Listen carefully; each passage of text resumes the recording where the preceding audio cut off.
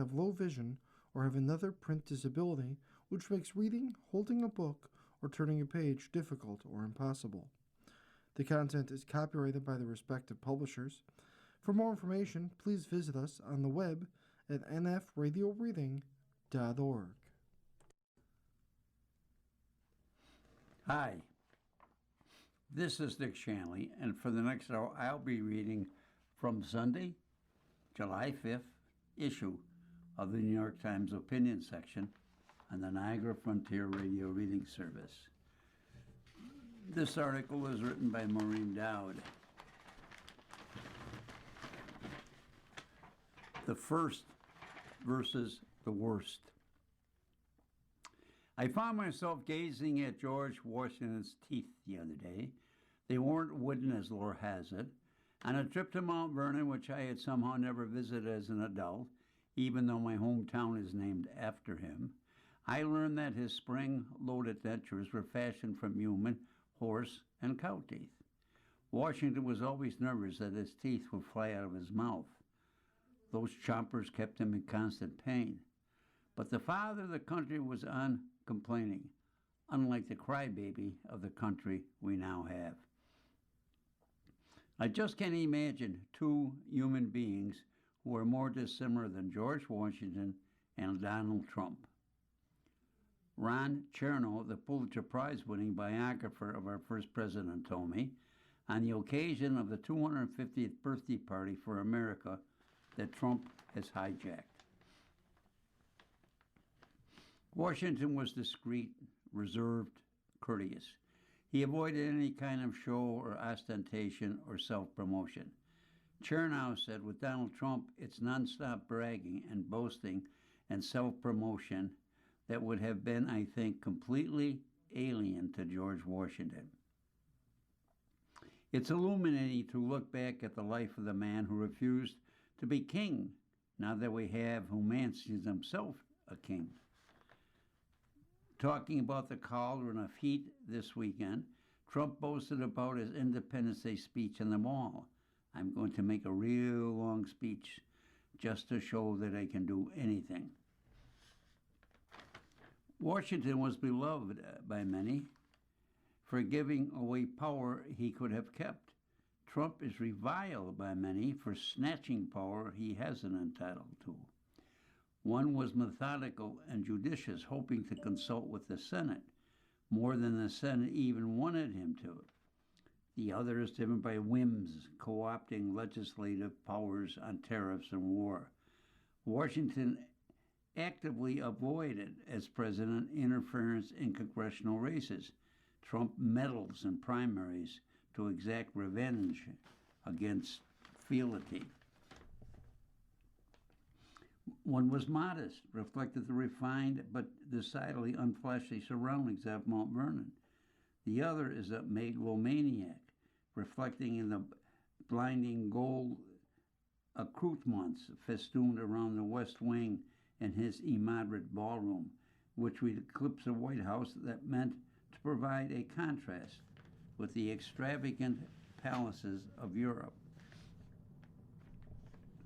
One famously wouldn't tell a lie. The other famously can't stop telling lies. Just about the only thing they have in common is that Washington's myth involved him chopping down a cherry tree, and Trump may want to do the same with some of our historic cherry trees, as he usurps East Potomac Park to install a ritzy golf course.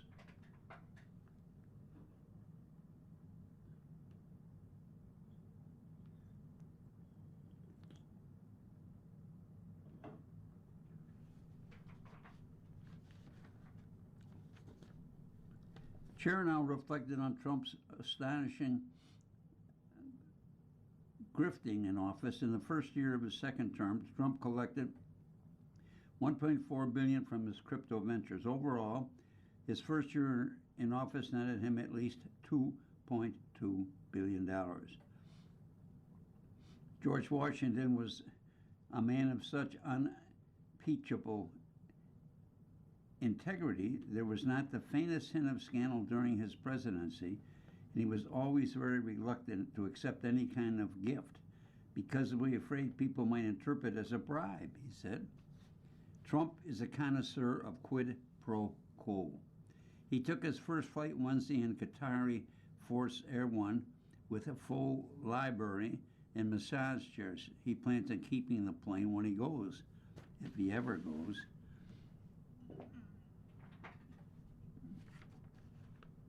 Our founders did worry a lot about the future emergence of a demagogue, Chernow said. Now their fear was that used to be called in the 18th century the man on horseback, the idea that after a bloody revolution, the victorious gentleman would parlay the victory into power and become a dictator. Washington loved his horses, but he wanted to be a farmer, not a monarch. The American people were willing to entrust him with great power because he didn't seem to be grasping for power, Chernow said. He was doing things out of a sense of duty and service, and if anything, felt burdened by the powers he assumed. Chernow blames Americans for neglecting to learn about the miracle that Washington and other founders conjured, a miracle that is now in jeopardy. You can't imagine to begin to them that the system the founders created is being trampled on, or if they don't have the rudimentary sense of what the whole design was supposed to be, he said. Mount Vernon's Garden of Memory is the cool young historian Lindsay Chernisky, who was the executive director of the George Washington Presidential Library. She gave me a tour when I got to see Washington's notes on his Senate's visit. Chervinsky has been trying to stay positive on the occasion of the nation's semi-quincentennial. When people ask me what Washington would think today, my first reaction is that there's a lot he would be disappointed by, and there's a lot that he would find very recognizable, even if not ideal. But I think the dominant feeling would be one of joy that the nation is still here, because most republics just don't last that long, and he knew that.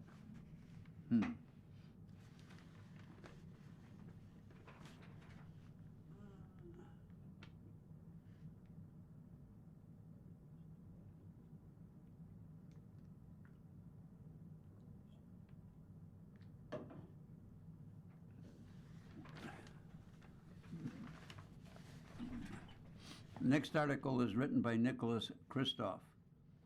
Learning from Nordic Happiness.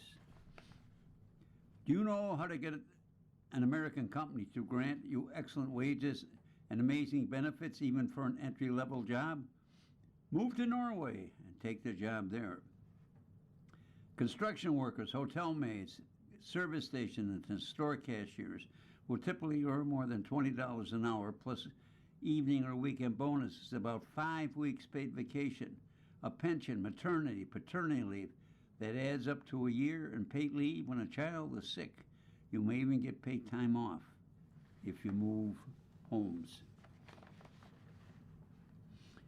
Those are broadly the terms for Norwegian and foreign companies alike, including the likes of 7-Eleven shops, Burger King restaurants, and ExxonMobil affiliated service stations, which raises the question, if American and other international firms can offer such munificent terms for the retail jobs in Norway, could they do so in our country? We'll get to that, but what unfolds here is a result of the Nordic social economic model, which aims to reduce inequality, both opportunity, and optimize the quality of life, providing a lift in particular for those at the lower end of the income scale. What we tend to think of as low-wage jobs aren't truly low-earning in Norway, and they came with state-provided health care and child care, plus strong unions that ensure that layoff or firings are rare. You want security, health care, and the American dream? Look to Scandinavia.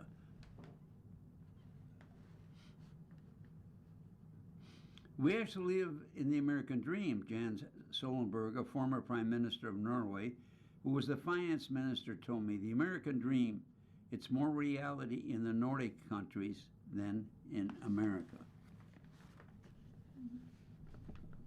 Skeptics have argued that generous welfare benefits and the resulting high taxes have held back the Nordic economies, perhaps a bit. Farewell, Nordic model, The Economist wrote in 2006.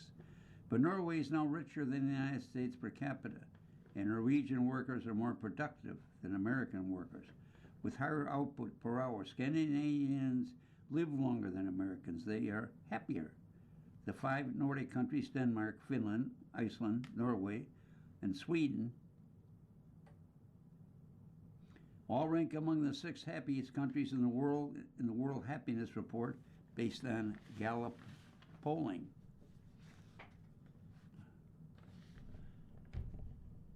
Yet, the Nordic countries themselves face significant challenges, including fiscal pressures, immigration, widening inequality, and perhaps some breakdown in the social consensus. Some doubts whether the model can survive here, let alone be exported to countries that are larger, less homogeneous, and more suspicious of taxation. On the other hand, it's not an alien model, but for Americans, a path we once blazed. Lawrence Katz, a Harvard economist, told me that the U.S. and Scandinavian nations pursued similar policies from the 40s through the 60s. That was the period when the United States rapidly expanded educational opportunities, experimented with universal child care. The post-World War II period is sometimes thought as the golden age, for the economic pie both grew and was sliced more equally.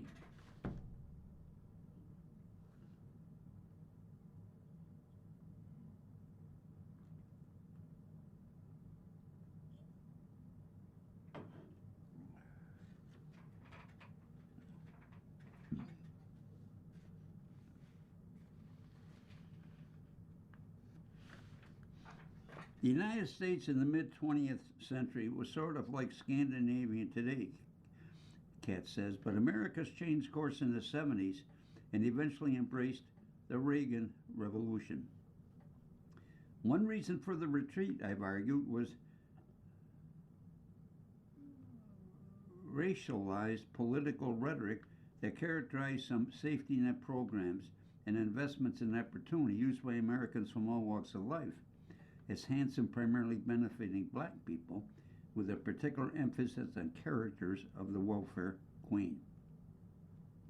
It is also true that American economy in the 70s was underperforming market and did need a kick in the pants in the form of deregulation. The Nordic countries largely continued their investments in human capital and reducing inequality. Although I've been visiting the Nordic countries for decades, I became more interested in their model over the past 15 years.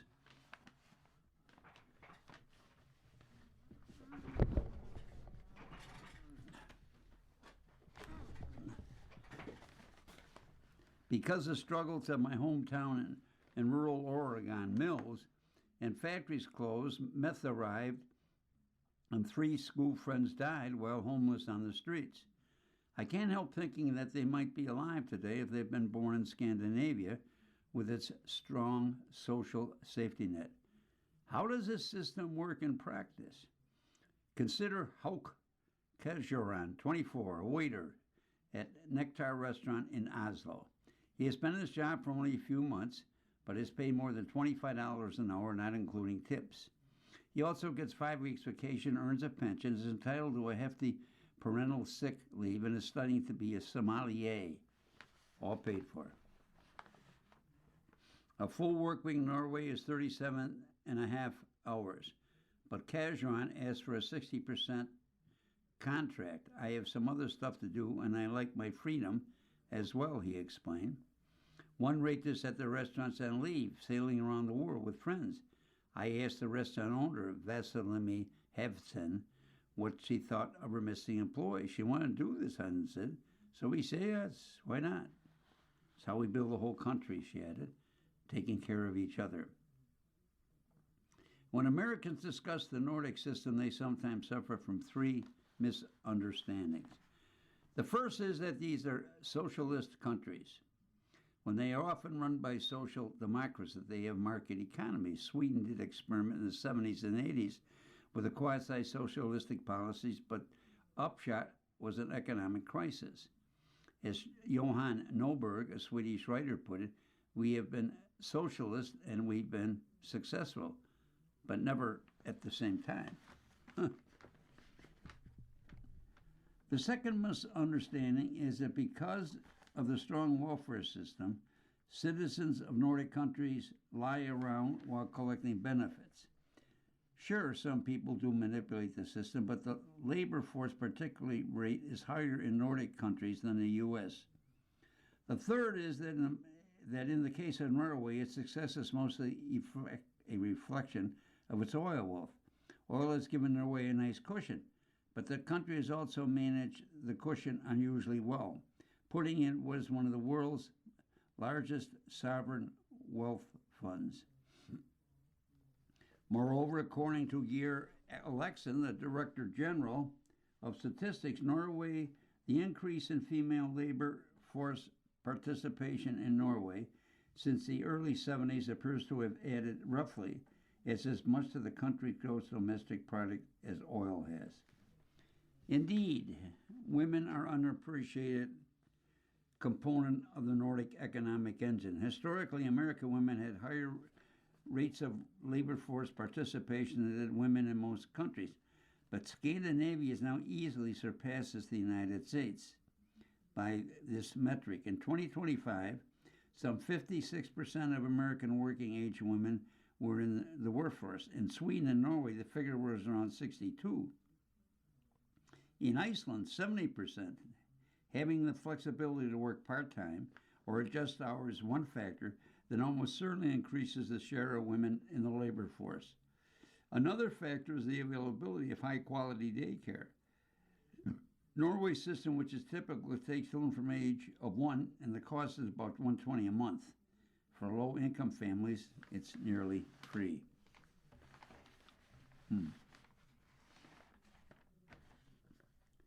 If it wasn't for the kindergarten, we wouldn't have 3 kids, says Merkel, a social engineer, as he dropped by the daycare center in Oslo, where his middle child spends the day. He had his 10-month-old daughter on his arm. She'll start in August. The day center where I met Breck was in a working-class Oslo neighborhood, with bright rooms and a diverse group of children playing with one another, all rattling away in Norwegian. That's one aim of the system, encouraging children in immigrant communities to embrace being Norwegian from an early age. 1/5 of Norwegians are either immigrants or their children, often from countries like Syria or Somalia, with conservative social cultures. Daycare centers try to nurture Nordic social attitudes, which tend to be more liberal. In June, we were taking about Pride Month, and Catherine Peterson, the chief of the daycare center, which had a rainbow flag fluttering outside. To understand how the Nordic socioeconomic system evolved, I dropped by the office of Kelly Mann, an economist at the University of Oslo. The system began in the 30s, he said, when workers in thriving sectors of the economy agreed to hold down their wage demands to support sectors that were struggling. That principle, sacrifice help those not doing so well, still underpins the region business model. Norwegians who are better off will give up some income to ensure that people in blue-collar jobs get by.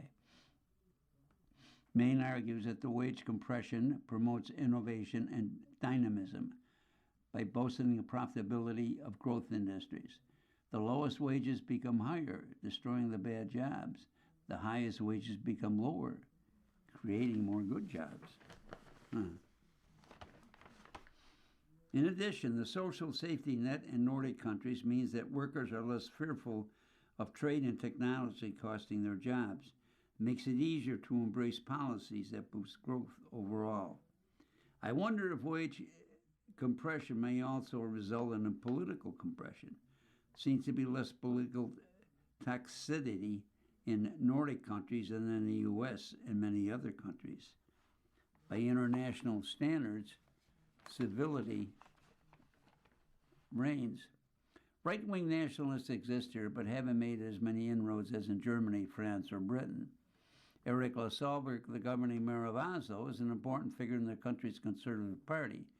He opposes the country's wealth tax and generally thinks Norwegian taxes are too high, but by American standards, he would come as liberal. I strongly believe that what we do in the Nordics to provide opportunity for all is growth promoting. In the United States, I would probably be on the left. For all the success of the Nordic model to date, it is under great pressure. Many social benefits are expensive, and paying for them is a growing challenge as the population ages and requires more elder care. Every institution of the society is under strain, says Shazia Majid, columnist at VG, a Norwegian newspaper. She noted that because so many women are working, they're probably able to care for aging parents. They aren't able to care for aging parents. At home labor, that would probably fall to women more often than men. And the system is financially oppressive as it needs tens of thousands of more health workers. Immigration adds to their challenge, particularly in Sweden, where a quarter of the population is now made up of immigrants or their children. Let me read that back. In Sweden, a quarter, it means 25% of the inhabitants are immigrants. Serious observers, mostly notable Mario Draghi, the former European Central Bank president and former prime minister, suggest that Europe has lost some of its competitiveness and that the sentiment resonates in the Nordics. As well, I think there's something to that, but the hand-wringing can be overdone in the case of the Nordic countries. Sweden ranks number 2 in the Global Innovation Index, produced by the World Property, ahead of the United States at number 3. Finland and Denmark are also in the top 10.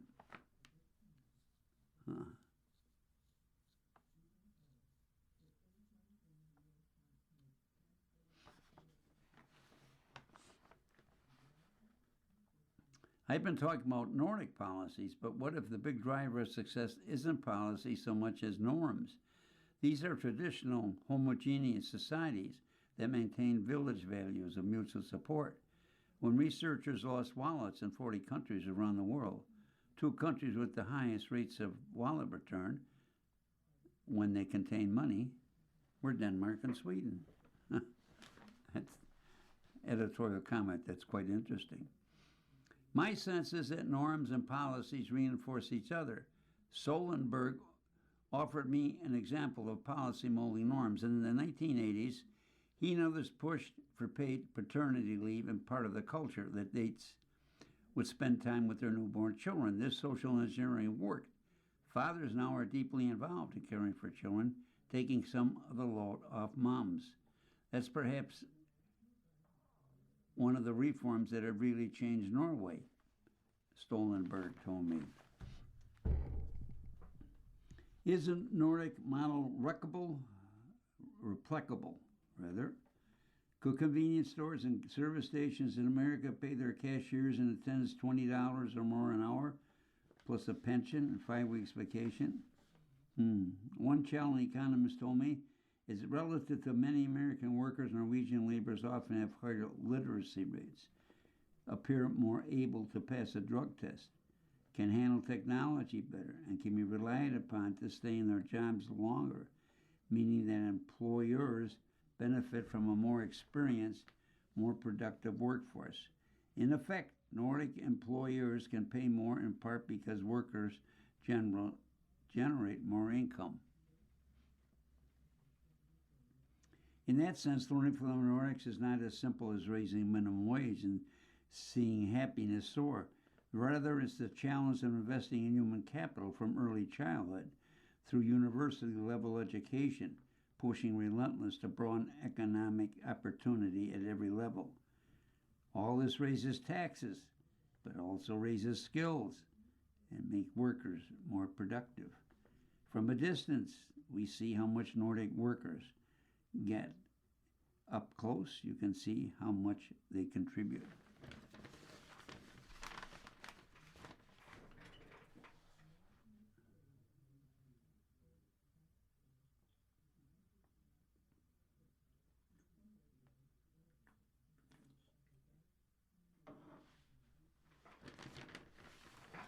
And then throw a comment. After listening to this article about the Scandinavian countries,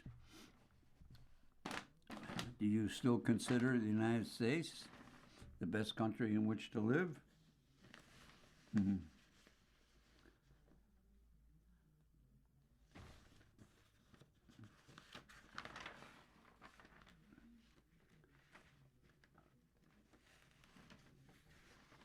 Pathetic groveling is no way to rebuild the party. The Democrats' constant pleas for cash don't exactly exude confidence. This is written by Michelle Cote. Not infrequently, I open my email to find a fundraising request from the Democratic Party with a subject line that reads as though it was sent by a contrite boyfriend. Can I explain? You deserve an explanation. Sorry to reach you on a Sunday. Let me try to convince you, please. Can I level set with you, Michelle? Okay, that one sounds more like a dippy business consultant trying to wow me with vapid jargon. But my point is that right up front, these messages telegraph insecurity, pleading, chagrin, hardly the vibe of a confident political team fighting the good fight. My overriding impulse is not to give the party campaign cash, but to offer to pay for group therapy. The Trump years have been hard on Democrats' psyches. Every time the party leaders see the president mulling off on the job or read one of the late-night truth bombs, they must agonize anew. How the heck did we get thrown over for that guy? But enough with the public hand-wringing and self-flagellation, especially when it comes to asking people for money. Fundraising requests are plenty annoying even when they aren't pitiable. The blue team tends to claw back some self-respect and reassure voters that they aren't being asked to back a bunch of losers. Better still, maybe it's time to rethink these toxic and tiresome pleas altogether. Across the political divide, Republican solicitations are their own kind of nightmare. The full urgency and scaremongering along endemic to political fundraising have been, surprise, turbocharged in the Trump era. American Carnage for Eva. Each week I receive between a dozen and 1,000 over-the-top warnings from the GOP and its allies that boil down to give us $20 right now, or Barack, Hillary, and AOC will send their baby-eating terrorist coddling, devil-worshipping millions to your house to imprison your family and turn your dog into a communist.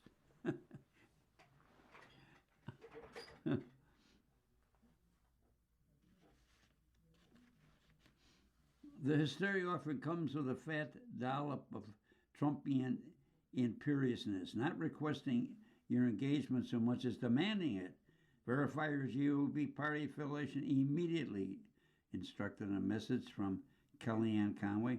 Or how about this one from Donald Trump Jr.? Have it back to us by 11:59 p.m. He instructed a voter questionnaire, which naturally included a box to check indicating how much money I'd be sending. And MAGA being Magna, the risk of being cast out of the fellowship hovers over everything. I have lost count of how many times I have been informed MAGA membership, cancel, termination, pending, final warning, complete and total termination. For me, these read more than promises than threats, but mostly they come across as pure bunk. Pro tip, no political organization will ever terminate your opportunity to give it money, I promise. You can be a neglectful or abusive significant other, and they will always come crawling back for more. In fact, between scolding and batches or GOP messages, I'll sometimes get a conciliatory note reassuring me that I am still a valued part of the inner circle, assuming I send money, of course. One point in the Republicans' favor scratch away the toxic layers of fear and hysteria in their solicitations And if you squint hard enough, you can sometimes catch a glimmer of something constructive. Many of the messages are peddling a sense of pride and belonging, primal impulses at the heart of the MAGA movement. They put heavy emphasis on the value of maintaining one's place in the fellowship, and by extension, the sadness of failing to patriot, you're America. 250 shirt won't equal in time if you wait. A note from the National Republican Senatorial Committee recently cautioned.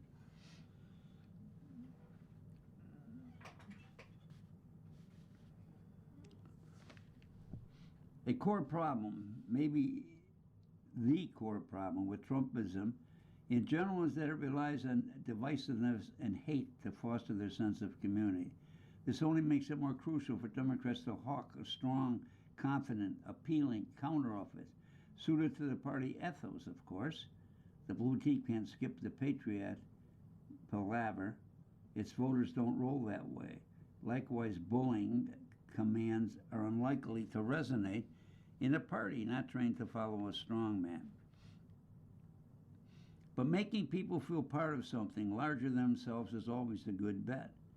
Remember the hope-charging energy of Barack Obama's first presidential run? For all his retrospective corniness, the campaign made people feel great about themselves and the leader they were supporting. The Democrats should be focused on making voters proud to support their team again.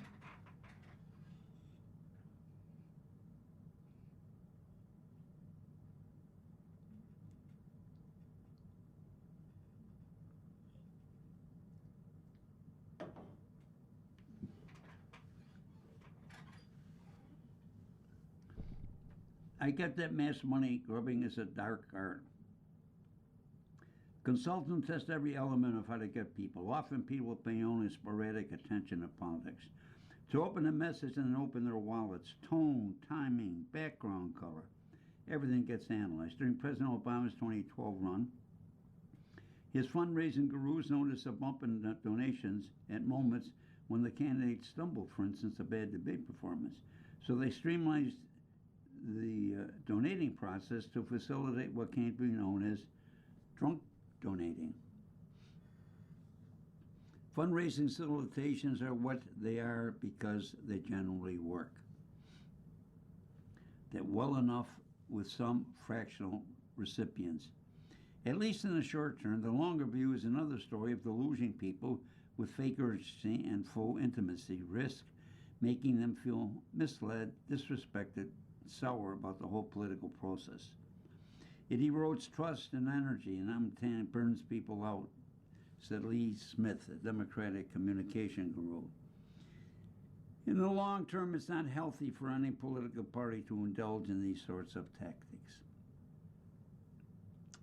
Focusing on building relationships and a sense of shared values takes more work than creating quick hits optimized to elicit drunk donations. But considering the larger public's tragically low opinion of and trust in the Democratic Party, the entire political system really, Democrats need to shake things up. Maybe start by promoting an emotion other than exhaustion, and a more inspiring message than you have no other options.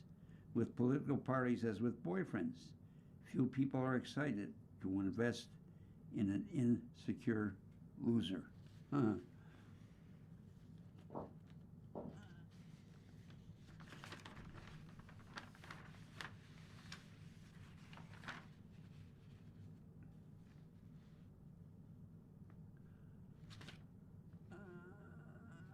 This article is written by Jamel Bowie. 5 words that changed America. There is a moment for every American when the first encounters of the Declaration of Independence. For most, it comes to her as Scripture, the highest and most sacred text in the nation's civic religion, encapsulated by the moving assertion of human equality. We hold these truths to be self-evident, that all men are created equal, and that they are endowed by their Creator with certain unalienable rights, that among these are life, liberty, and the pursuit of happiness. The Declaration is a profound statement of values, a universal aspiration for human freedom. As President Gerald Ford said in his speech marking the nation's bicentennial, the Declaration is the Polaris of our political order, the fixed star of freedom. It is impervious to change because it states moral truths that are eternal. As a matter of civic faith, this is what the Declaration means. As a matter of history, the story is much more complicated. As Thomas Jefferson wrote in the Declaration, was less an affirmation of human equality than a pointed claim about the nature of political authority and powerful assertion of the right of revolution. Informed by the Enlightenment writer of John Locke and other social contract theorists, it was meant as an argument about the preconditions of government, an assertion of the purity of pre-lapsian life, not a roadmap for emancipation. The opening assertion of self-evident truths concerned men in a state of nature before government was established, the historian Pauline Maier observed in American Scripture. Making the Declaration of Independence with regard to persons, equality meant simply that no one held authority over others but the right of birth or as a gift of God. In other words, Jefferson was channeling a common sentiment in revolutionary America, a political orthodoxy whose basic principle colonists could pick up from sermons or newspapers, even school books, without reading his systematic work of political theory. Maier wrote, just look to Thomas Paine, who wrote in Common Sense, published about 6 months before the signing of the Declaration, that all men being originally equal, no one by birth could have a right to set up his own family in perpetual preference to all others forever. Jefferson's equality was a thought experiment. It did not extend to political society, nor was it meant for those placed beyond the political community. Men could be created equal and still be different. Men could be created equal and still be subordinate. This, for many patriots leaders, was a given.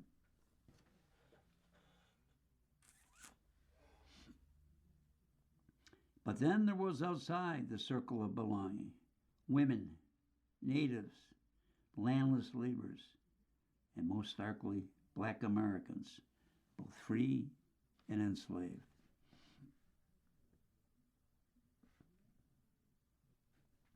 They did not read, or most likely hear, the Declaration as an abstract claim about pre-lapsian past. I'm sorry, that's a new word for me. I'll spell it. Prelapsarian.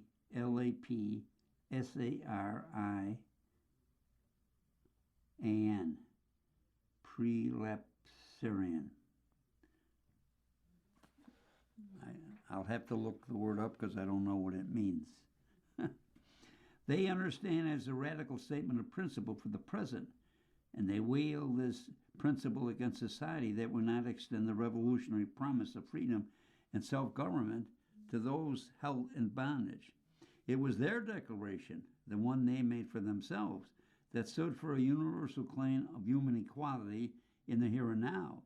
And it was their declaration that would come to supplant Jefferson's historical metaphysical one as the linchpin of America's civic ideal, passing from black Americans to abolitionists to the Republican Party and Abraham Lincoln, who consecrated their declaration at Gettysburg as a spiritual foundation for a new birth of freedom and a government of the people, by the people, for the people, established 77 years ago in 1776.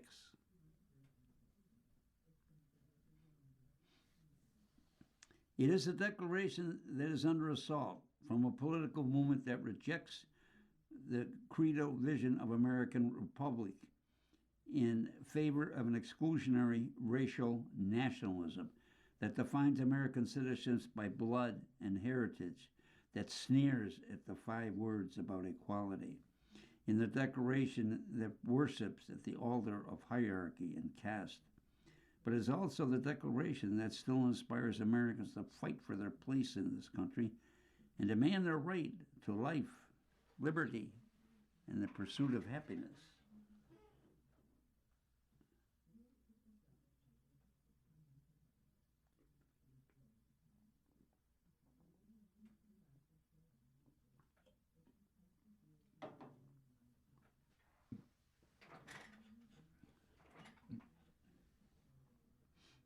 It is hard to exaggerate the alacrity with which black Americans seized on the rhetoric of the Revolution to demand a free and equal place in the new and nascent American Republic. We would therefore humbly pray that while you are consulting, asserting, and maintaining your own natural rights against the arbitrary design of those who would subjugate slavery, that you would think on our unhappy case, who have long been groaning under the unsupportable burden. Bert Lambert, an enslaved man bound in Connecticut, wrote on the Sons of Liberty, Connecticut, on behalf of the number of poor Africans. We do not know much about Lambie, but his petition, which was issued in October 1774, is written in the idiom of the Revolution, using the same terms that Jefferson would employ just 2 years later. Your petitioners apprehend that liberty, being founded on the law of nature, is necessary to the happiness of an African, it is to the happiness of an Englishman. Lambie wrote that there was notwithstanding but present state of slavery have in common with other men a natural right to be free and without molestation, and enjoy such property as by our honest industry may acquire.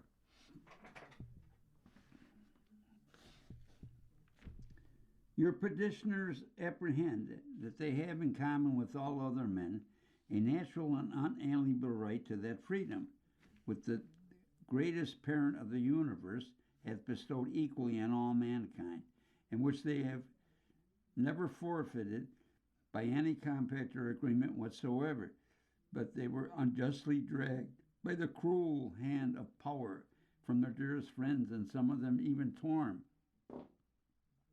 from the embraces of their tender parents, reads the 1977 petition, a great number of Negroes who were detained in a state of slavery. It is signed by Prince Hall, a leading member of Boston's black community, Lancaster Hill, Pitty Bees, and Brister Slenzer, among others not listed. They cannot but express their astonishment, the petitioner continues, that it has never been considered that every principle for which America has acted in the course of all unhappy difficulties with Great Britain pleads stronger than 1,000 arguments in favor of your petitioners. The use of the language of the Declaration and the Revolution was not merely rhetorical. The point of this petition was to push the legislators to treat the opening words of the Constitution laws as more than preambulatory, to treat them as pregnant with real meaning and live consequence. In 1779, petition to the New Hampshire legislature from Narrow Brewster, an enslaved man in the late 60s, and 19 other announced that freedom is an inherent right of the human species, and beseeches the legislature to graciously interpose in our behalf and enact such laws and regulations as your wisdom think proper, whereby may regain our liberty and be ranked in the class of free agents, and that the name enslaved may be not more be heard, and that the name of slave may not more be heard in a land gloriously contending for the sweets of freedom. To read the words of black Americans free and enslaved is to see the Declaration in motion, to see it as a living document with meaning far beyond the circumstances of American independence, and it is to see the fact that this meaning was made, constructed by people with an intimate, fundamental sense of what freedom meant and what it required. As a form, the petition called on its authors to show some humility. Other formats follow more poignant than fiery rhetoric, blasting patriot leaders for their hypocrisy. Attend to your own declaration, reads a 1983 editorial in the Maryland Gazette by the anonymous Vox Africanorum. These truths are self-evident. All men are created equal. They are endowed by their Creator with certain inalienable rights. Among these are life and liberty, pursuit of happiness. We shall offer no arguments. Nay, it would be insulting to the understanding of America at this enlightened period to suppose she stood in need of argument to prove our right to liberty. It would be to suppose, Vox continued, that she has already forgot those exalted principles that she lately asserted with her blood. Perhaps the most famous example of a funding Arab black American wielding the words of the Declaration be fulfilled comes from Benjamin Banneker, the naturalist and mathematician, who quoted Jefferson's words back to him in 1791 letter confronting the Secretary of State on his hypocrisy. You publicly held forth this true and invaluable doctrine which is worthy to be recorded and remembered in all succeeding ages, he wrote. We hold these truths to be self that all men are created equal, that they are endowed by their Creator with certain unalienable rights, that among these are life, liberty, and the pursuit of happiness. Having hailed the Declaration as eternal truth, Banneker then holds up in negative contrast to its author. How pitiable to reflect that although you were fully convinced of the benevolence of the Father of mankind and of his equal and impartial distribution of these rights and privileges which he had conferred upon them, you should at the same time counteract his mercies in detaining by fraud and violence so numerous a part, my brethren, under groaning captivity and cruel opposition, that you should at the same time be found guilty of the most criminal act which you professedly distrusted in others with respect to yourselves. Jefferson, then serving under George Washington, had never understood himself as making a statement about political and social equality, but black Americans absolutely did, and as we see, they did not hesitate to pressure the former American revolutionaries with their own words and commitments. Many of them felt the contradiction in ways that put lie to the mind and error that men of their time were innocent of moral fault, or that is the distortion or corruption of history to tell the truth about their hypocrisy. And in the present, you should see the assault on black history and black studies by conservative reactionaries as an attempt to obscure the fact that black Americans of the early republic were men of their time as well. One consequence of this pressure was that by the first decade of the 19th century, most northern states had either abolished slavery or put it on a path to extinction. Even in the South, there was a burst of energy related to manumission. Virginia amended its law of 1782, make it easier for owners to free their slaves. And several men, including John Payne and Dolly Madison's father, did just that. Emancipatory energy was short-lived. Technology development like the cotton gin and the burgeoning Industrial Revolution in England would make enslaved Africans newly valuable, a lucrative asset that drove the production of vital commodities. It was during this time that the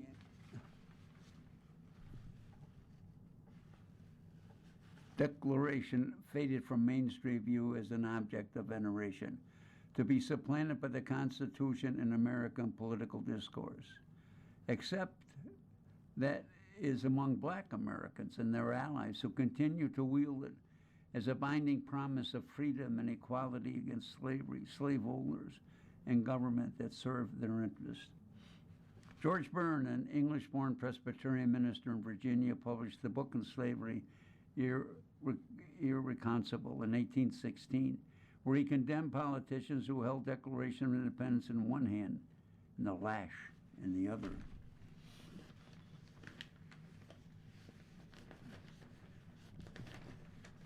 An editorial comment, when we read about this time period, religions, all religions, whether they be Protestant or Catholic, and I'm not sure about the Jewish religion, but they were all hypocritical because they're preaching goodness, etc., etc., and, and yet their congregations weren't so good.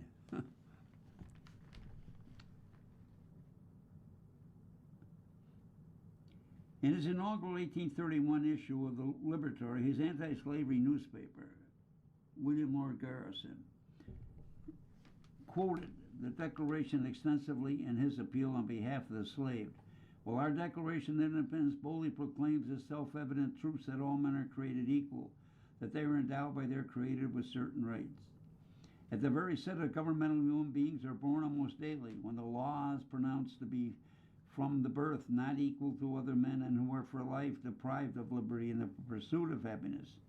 Garrison, it should be said, hated the Constitution and condemned it as a covenant with death, an agreement with hell, because of the ways it empowered and strengthened the grip of the slave-owning South on the national government. But the Declaration was a torch that lit the path to salvation. The South Carolina abolitionist Angelina Grimke declared slavery contrary to the Declaration of Independence in her 1836 appeal for Christian women of the South and in stark condemnation of American hypocrisy. The covered Anti-Slavery Society of New York proclaimed in 1831 that in our opinion that the blood of the colored brethren should be the people of the United States, since the Declaration of Independence was kept as a reservoir. The framers of that institution and their successors might swim in it.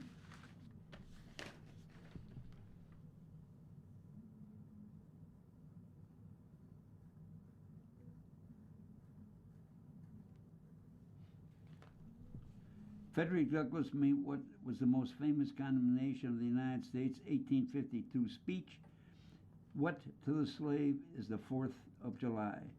Throughout, he wields both the language and the ideals of the Declaration like a scalpel, whether we turn to the Declaration of the past or the professions of the present. The conduct of the nation seems equally hideous and revolting. Douglass said to be the hundreds of people packed in Corinthian Hall in Rochester to hear him speak. What to the American slave is your 4th of July? I answer, a day that reveals to him, more than all other day of the year, the gross injustice and cruelty to which he is the constant victim. It was in the hands of the abolitionists, black and white, carried over from black America, freed and enslaved, that the Declaration worked as both an indictment and a promise, the spiritual foundation of the nation and the standards that institutions. And in this vision of the Declaration, Abraham Lincoln hailed it as ascended to political leadership in the 50s, fending off Southern slaveholders and their apologists. Provoked by men such as Senators John Calhoun of South Carolina and Stephen Douglas of Illinois, back in the political combat at the start of the decade, by the eve of the election as president, Lincoln was hailing the Declaration's claim of equality as a rebuke and a stumbling block to the very harbingers of reappearing tyranny and oppression. It was an axiomatic truth, he contended in 1859, written into a merely revolutionary document that was applicable to all men in all times. And as the first time in his Gettysburg Address, 77 years ago, our fathers brought forth on this continent a new nation, conceived in liberty and dedicated to the proposition that all men are created equal. That Lincoln enshrines this understanding, shaped by the demands of enslaved people, decades before his birth, into America's national identity. It is in this vision of the Declaration that was written in the Constitution as the 14th Amendment, whose most consequential section guarantees the equal citizenship of all people born in the United States, a promise the Supreme Court just affirmed against the President's attempt to win birthright citizenship by executive fiat. Let it be born in the mind that this is the government of men representing every people and kindred and tongue under the whole heavens, the Representative John Bingham of Ohio, key architect of the amendment, in an 1869 speech defending his work about a year after its ratification, and that the inception of our national struggle for representative government in 1776, the Declaration of the People was not that all white men are created equal, but that all men are created equal and endowed by their Creator with the rights of life and liberty. As we mark this year the 250th anniversary of the signing of the Declaration of Independence, it is important to see that its meaning is dynamic, and that meaning, as we understand it, flows less from the men who signed it than those who heard its words and took ownership of them as a standard for their freedom and independence, not from Britain, but from bondage. It is this declaration, the slaves' declaration, the abolitionist declaration, Lincoln's declaration, that is the beating heart of the American project. It is this declaration that still lives as a promise to the people who call this nation home, as a challenge to those people to live up to their ideals and aspiration, and as a bulwark against those among men who would sacrifice their freedom or their false comfort of tyranny. It is this declaration that shows us the way we might be truly exceptional. Editorial comment. The writers of the New York Times are without peer. They certainly bring their message to the forefront. So, you've been listening to a reading of articles and features from Sunday,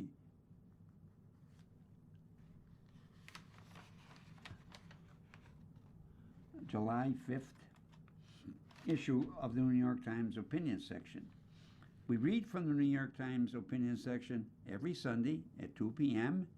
Your reader has been Dick Shanley, and thank you for listening.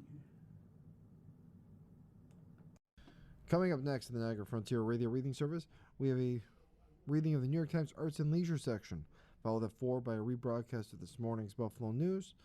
Please stay for these readings and more throughout the day, and feel free to contact us with your comments, suggestions, with any questions you may have.